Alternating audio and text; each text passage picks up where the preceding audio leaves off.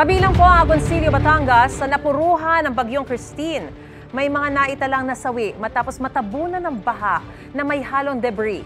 Nasa Agoncillo, Batangas at may unang balita live si Bam Alegre. Kumusta na ang sitwasyon ngayon dyan, Bam? Maris, 5 ang nasawi sa Agoncillo, Batangas dahil sa bagyong Christine. Sa paunan pala ng MDRMO at Office of the Mayor, 3 sa barangay Subic Ilaya, 1 sa Subic Ibaba at 1 sa barangay Panpulan.